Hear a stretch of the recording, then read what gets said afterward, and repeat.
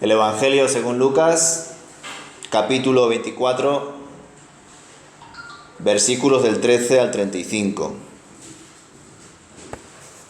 Vamos a indagar en este acontecimiento único de este Evangelio de Lucas, donde aparecen dos testigos más de la resurrección que van de camino a Emaús, dos discípulos de Jesús. Dice así el autor en Lucas capítulo 24, versículo 13 en adelante.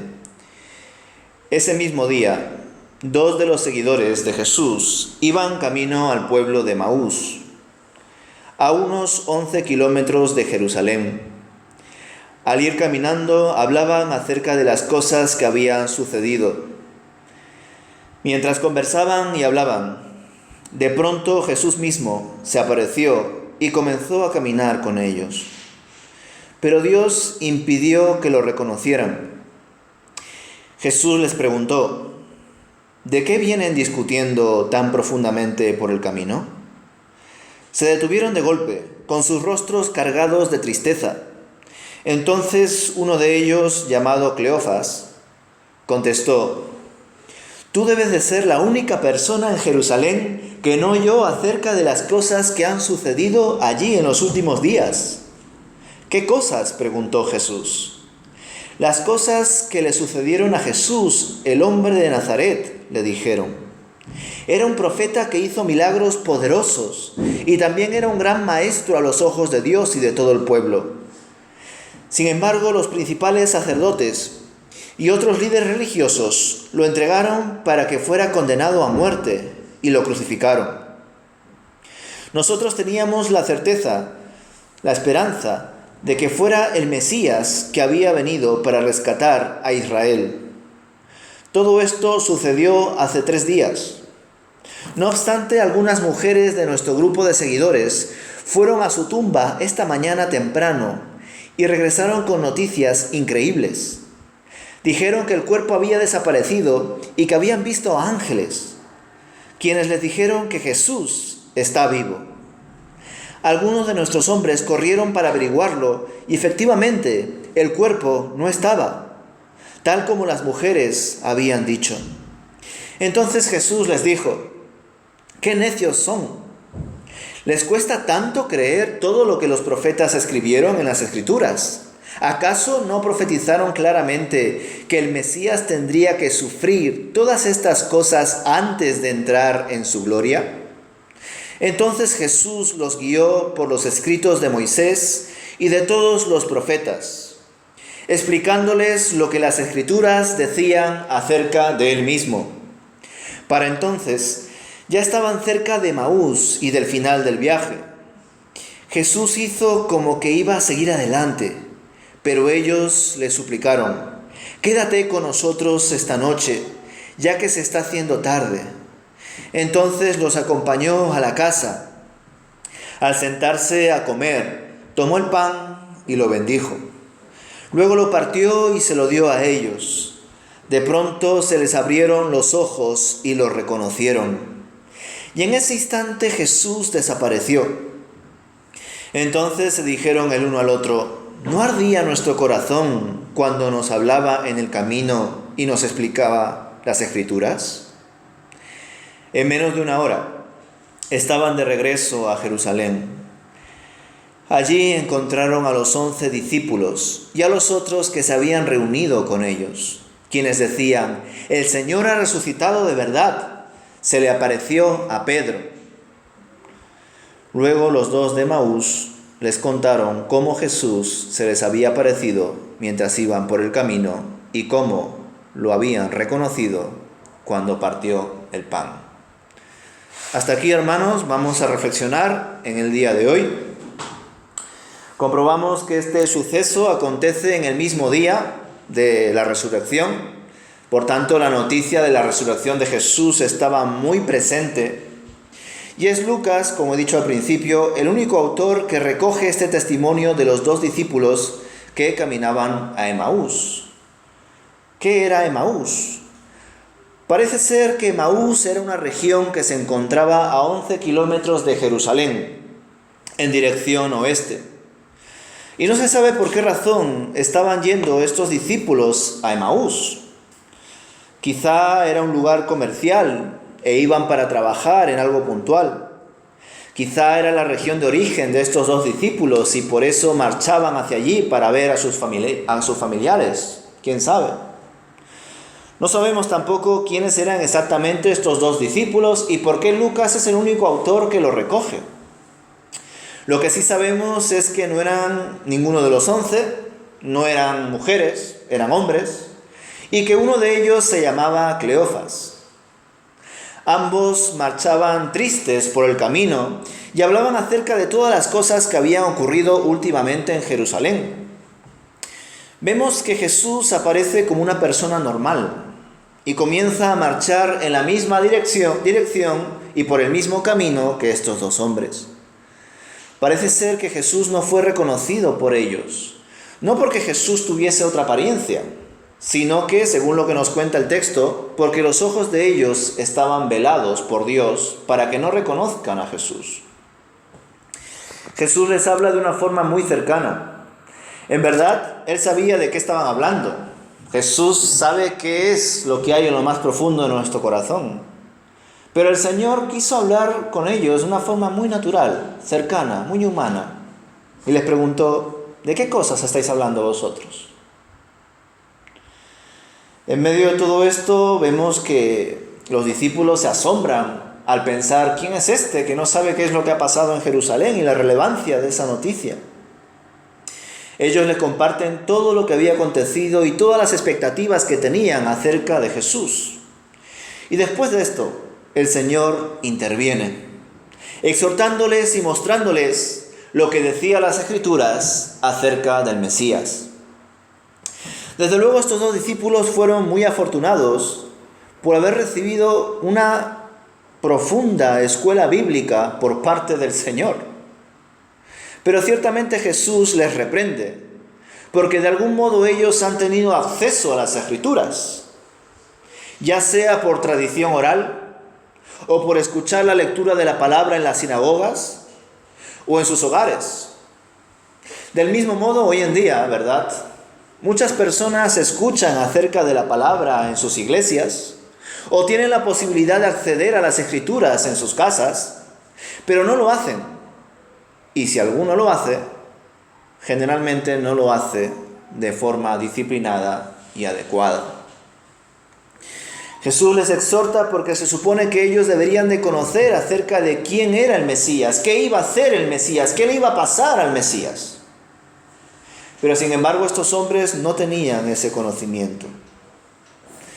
Ciertamente, reflexionando en todo este acontecimiento de los dos discípulos de camino a Emaús, nos damos cuenta de la gran importancia de leer el Nuevo Testamento a la luz del Antiguo Testamento y de estudiar el Antiguo Testamento a la luz del Nuevo Testamento. Un servidor, por ejemplo, está indagando con la Iglesia profundamente en el Nuevo Testamento. Prácticamente estamos acabando Lucas. Ya hemos reflexionado acerca de las cartas a Timoteo y a los tesalonicenses y también de la carta a los efesios. Y este domingo vamos a comenzar a reflexionar en las cartas a los corintios. Todavía nos falta muchísimo por abordar. Pero cuando se tratan estos textos del Nuevo Testamento, desde luego es inevitable, y así he intentado hacerlo, citar o tener en mente muchas enseñanzas del Antiguo Testamento. Es necesario para nosotros, hermanos, aunque a veces nos suponga un esfuerzo, porque hay ocasiones en las cuales el Antiguo Testamento está lleno de leyes, genealogías, nombres y detalles, que ciertamente ni el mejor exégeta o teólogo podría aplicarlo a nuestra vida en su totalidad, porque en efecto hay muchos datos históricos, leyes antiguas, que forman parte del antiguo pacto, que para nosotros no tienen mayor relevancia que la historia. No se pueden aplicar a nuestro día de hoy, ¿verdad? A nuestro día a día. Pero eso no quita que no debamos de conocerlo. Desde luego aquí vemos cómo Jesús, durante el trayecto, les explicó todo lo que la ley y los profetas, e incluso probablemente los escritos, hablaban acerca del Mesías. Yo la verdad que me quedo sorprendido ante ese enorme trabajo que hizo Jesús. No sé hasta qué punto pudo tratar todos los textos que hablan acerca del Mesías durante este viaje. ¿Por qué?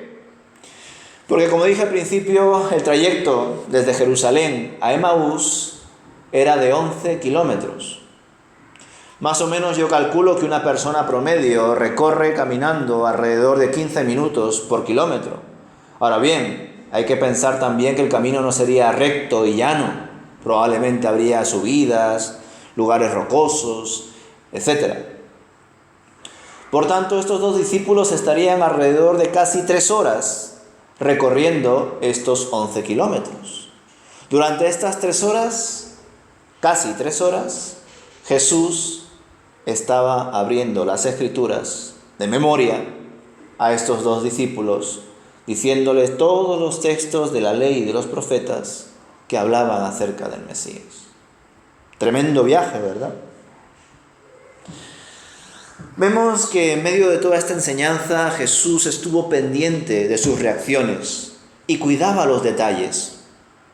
Cuando vio que ya estaban llegando a su destino, a Emaús, el Señor, según nos cuenta Lucas, hizo como que debía seguir más adelante, esperando la reacción de estos dos hombres que habían escuchado casi 3 horas de las Escrituras acerca de la figura del Mesías.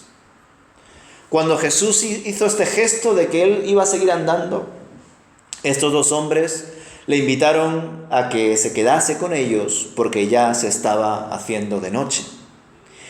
Y así podían cenar algo junto con él.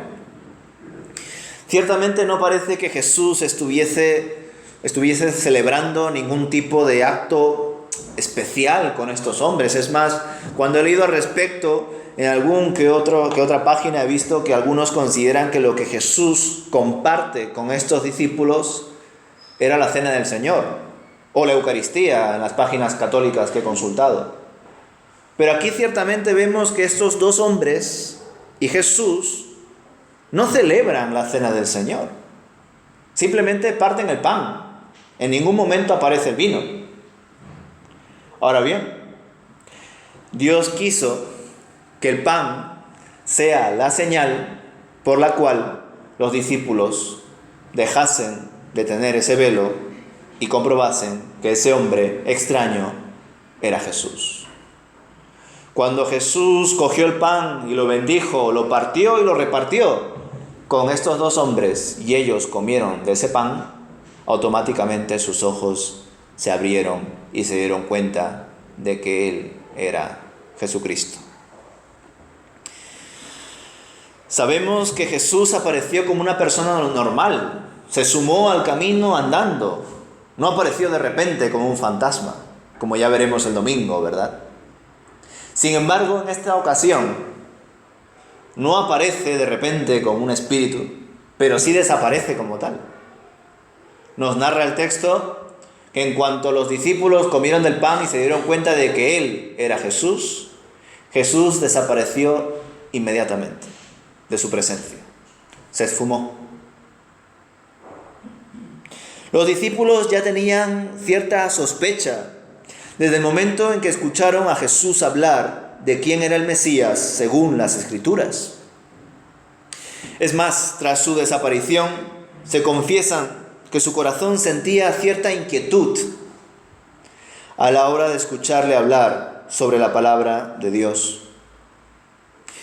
Este suceso también me hace recordar a cuando en ocasiones en la calle, en el trabajo o en la universidad o donde sea, conocemos a alguien y tenemos como la sospecha de que esa persona es cristiana, pero esa persona no lo dice. Y nosotros, ya sea por timidez o porque somos reservados o lo que sea, tampoco lo decimos. Entonces no sé si eso os ha pasado a vosotros, pero hay veces que eso sucede. Nosotros no somos demasiado abiertos con nuestra fe en entornos que no sean estrictamente de comunidad evangélica. Y por supuesto hay otras personas que tampoco lo son. Desde luego en este caso Jesús sabía todo. Pero estos hombres, al escuchar a este hombre hablar acerca de las Escrituras de una forma tan clara, tan profunda, tenían como una especie de inquietud, sospecha, o como dirían algunas versiones, ¿no ardía nuestro corazón cuando le escuchábamos hablar? No sabemos a qué fueron estos discípulos a Emaús, hermanos. No sabemos si Emaús era una ruta comercial y quizá fueron ahí a trabajar temporalmente. No sabemos si fueron ahí a visitar amigos o familiares. Pero según leemos en el texto, después de caminar casi 3 horas de viaje y llegar a Emaús, debido a todo lo ocurrido, decidieron volver a Jerusalén. Y lo hicieron ya de noche. Y volvieron a recorrer un camino de casi 3 horas cuando acababan de hacerlo. Es decir, caminaron durante 3 horas con una persona extraña, no estuvieron ni 1 hora o como mucho 1 hora en Emaús, y debido a todo lo que había ocurrido decidieron volver a Jerusalén para dar el testimonio a los discípulos de Jesús. Y además de noche. Cuando estos discípulos llegaron a Jerusalén, descubrieron que en efecto era cierto el testimonio de las mujeres y que además el Señor se había aparecido al apóstol Pedro, aunque Lucas no recoge ese testimonio. Con todo, ellos también contaron lo que habían experimentado durante su camino a Emaús y cómo descubrieron que la persona que los acompañó era el mismísimo Jesús en cuanto partieron el pan con él. ¿Es posible que a nosotros nos pase algo parecido hoy en día, hermanos? Que tengamos la posibilidad de estar cerca o más cerca de la presencia de Dios, pero que no lo sintamos, que no lo sepamos, que no tengamos esa sensibilidad, esa percepción. Desde luego para mí esta pregunta resulta una pregunta trampa.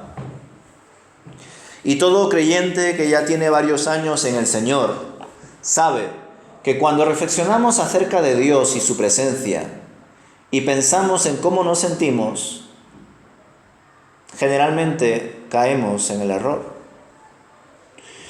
Ya os comenté en su día que desde mi percepción la historia es muy clara.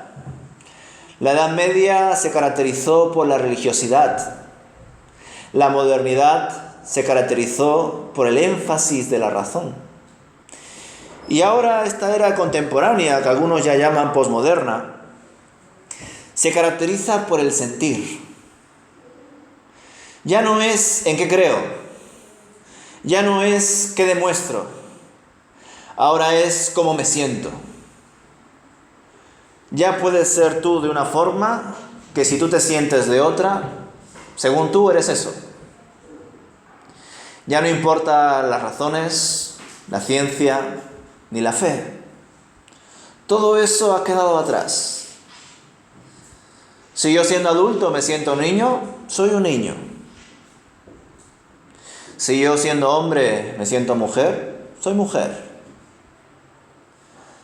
Si yo siendo de un país pero me siento de otro, me siento así, no soy de este país. Desde luego esos pensamientos de énfasis en la emoción, en cómo me siento por encima de la razón y de la fe, es la actualidad. Por eso, cuando nos acercamos a la palabra de Dios, cuando nos congregamos, cuando hablamos con alguien que es cristiano o que no lo es y que somos de testimonio, y sobre todo cuando oramos, si usamos el ámbito de la emoción, de los sentimientos, como un punto clave para analizar cómo estoy delante de Dios, cometemos un grave error. Porque habrá veces que no tendremos esas ganas de leer la palabra de Dios. Habrá veces que no nos entusiasme apartar un tiempo para orar, Incluso habrá veces que nos dará pereza o cansancio o lo que sea ir el domingo a la iglesia, o el viernes, o que el día que sea. Pero da igual cómo te sientas. Lo importante es en lo que crees. Es más, incluso en lo que sabes a través de la palabra de Dios. Y eso es un gran dilema que ya ha entrado en la iglesia, hermanos. Muchas veces se incide en algunas comunidades la importancia de sentir la presencia de Dios durante la adoración, durante la oración, durante la exposición de la palabra. Y si no sientes la presencia de Dios, si el mensaje no te conmueve o no te motiva o no te hace sentir algo en tu interior, eso significa que esa oración no es agradable para Dios. Que esa alabanza no es buena para Dios. Que esa predicación no es la palabra de Dios. Y eso es mentira, hermanos. Habrá veces que cuando cantemos al Señor, cuando hablemos con Dios, no sintamos profundamente la presencia de Dios. Pero eso no significa que la presencia de Dios no esté con nosotros. Está con nosotros, hermanos. Y lo sabemos no solamente por fe, sino por conocimiento, porque la palabra de Dios nos enseña que la presencia de Dios está en todas partes. ¿A dónde iré yo de tu presencia? Allá donde vaya, allí tú estás. Y ni qué decir cuando sabemos que estamos sellados por el Espíritu Santo, que el Espíritu de Dios habita en nosotros. Pues por supuesto que sí, hermanos, nosotros tenemos la oportunidad de acercarnos más y más a Dios. Y afortunadamente, no con los ojos y el entendimiento velado, sino con la conciencia, la responsabilidad y la iluminación que el Espíritu nos da a la hora de poder crecer cada día en nuestra relación con Dios. Por eso, hermanos, si hay veces que no podemos sentir esa presencia, o que hay momentos que quizá orando o adorando lloráis de una forma en la cual os conmueve y os hace sentir bien, aunque estéis llorando, pero hay veces que eso pasa, porque os desahogáis. Pero hay otras veces que adorando o orando o leyendo la palabra no sentís eso, no pasa nada. Porque el corazón es engañoso, pero la palabra de Dios permanece para siempre. El Señor cumple siempre su promesa. Él es fiel en todo y siempre va a estar con nosotros. Incluso en los momentos malos, en los momentos de soledad, en los momentos de enfermedad, donde a veces sentimos que Él no nos escucha, que no atiende a nuestras plegarias, aún en esos momentos Él está ahí. Y si a veces nos afanamos, si a veces nos preocupamos, es porque se nos olvida esa realidad, que Dios está con nosotros, que Dios nos da la fortaleza y el poder para seguir adelante.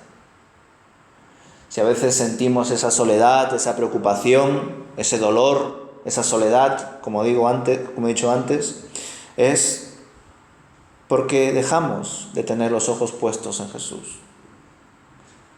Como le pasó al apóstol Pedro, andando sobre las aguas hacia Jesús, que ya lo comenté la otra vez, ¿verdad? Lo hizo, pero en cuanto se distrajo y vio lo de su alrededor, comenzó a hundirse.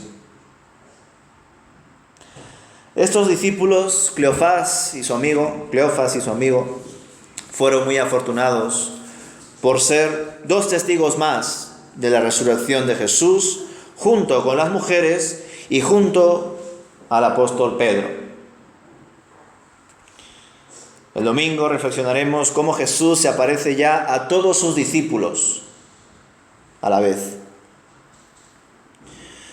Pero no solamente eso, hermanos, sino que también veremos cómo Jesús decide abrir las Escrituras a todos ellos, al igual que como lo hizo con estos dos discípulos que fueron de camino a Emaús.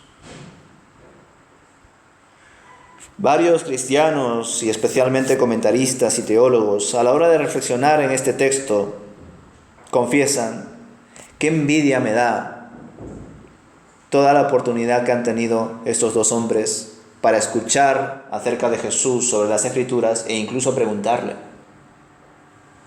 Pues hermanos, esa experiencia está al alcance de nosotros. Debemos entender que el Espíritu de Dios nos habla, nos enseña. Así que nosotros también tenemos la posibilidad de abrir todo el Antiguo Testamento y ahora también todo el Nuevo Testamento, y que el Señor nos guíe acerca de qué cosas están allí para nosotros, para nuestras familias, para nuestra iglesia. El Señor quiere que le conozcamos en profundidad y que lo pongamos en práctica, hermanos. Así que demos gracias a Dios por el privilegio que tenemos de acceder a las Escrituras. No cometamos el error de estos dos hombres que fueron exhortados por Jesús. Y el Señor les dijo: ¿no sabéis estas cosas? Sabemos perfectamente que el Señor Jesús no va a venir ahora a exhortarnos físicamente. Cuando el Señor Jesús vuelva por segunda vez, se habrá acabado todo. Pero si el Señor Jesús viniese de manera hipotética, probablemente a más de un creyente, a más de un hermano o hermana que esté en su respectiva iglesia, le diría: ¿no sabes estas cosas acerca de mí? Habiendo escuchado tantas veces el mensaje del Evangelio en tu congregación, teniendo la oportunidad de acceder a la Biblia en tu casa o donde sea. Pues quizá en esa situación hipotética también el Señor Jesús, al igual que le llamó insensatos a estos dos hombres, pues algunos nos llamaría el Señor insensatos. Pero esperemos que eso no sea nuestro caso, ¿verdad? Esperemos que podamos acercarnos a Él libremente, aun cuando a veces no tengamos el deseo ni el tiempo quizá para hacerlo. Y lo que sí tenemos son excusas, aplazamientos y cualquier tipo de motivación para no hacerlo. Que el Señor nos guíe, hermanos, en este proceso de aprendizaje, de amor por su palabra, y que podamos descubrir muy especialmente todo aquello que gire en torno a la persona de Jesús, que es el centro de nuestras vidas. Que el Señor nos bendiga. Amén.